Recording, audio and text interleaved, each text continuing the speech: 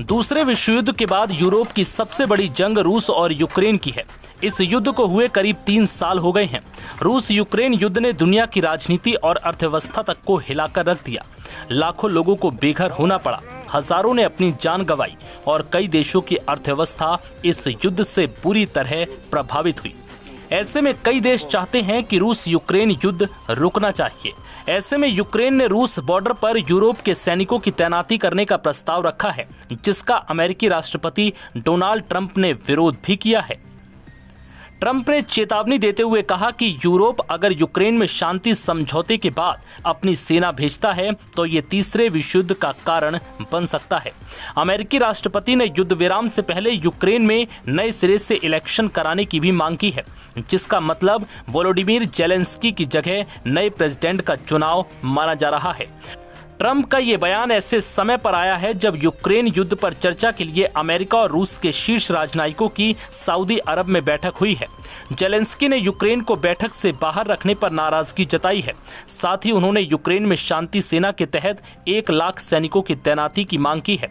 The सन की report के मुताबिक फ्लोरिडा में पत्रकारों से बात करते हुए ट्रंप ने चेतावनी दी कि अगर यूरोप यूक्रेन में शांति सेना भेजता है तो संघर्ष एक वैश्विक युद्ध में बदल सकता है। ट्रंप ने कहा कि यूरोप से यूक्रेन में सेना भेजने की बात हो रही है, ये इस लड़ाई को तीसरे विश्व युद्ध में बदल सकता है। ब्रिटिश पीएम कीर स्टारमर और दूसरे यूरोपीय नेताओं ने यूक्रेन में शांति सेना भेजने का प्रस्ताव दिया है।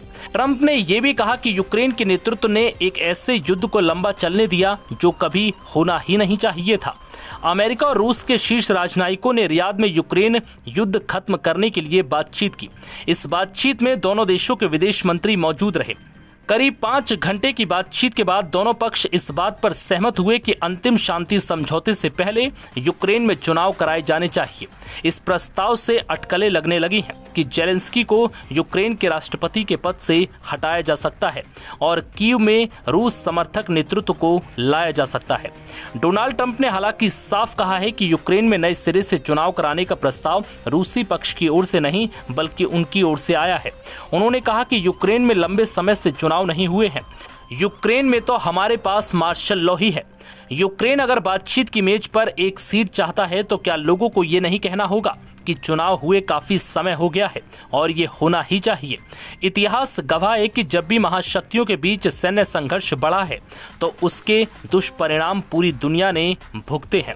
पहले और दूसरे विश्व युद्ध की तबाही इसका प्रमाण है। वर्तमान वैश्विक अर्थव्यवस्था पहले ही संकट में है और तीसरा विश्व युद्ध छिड़ता है तो ये न केवल लाखों लोगों की जान ले सकता है बल्कि वैश्विक स्थिरता को भी पूरी तरह से ध्वस्त कर सकता है।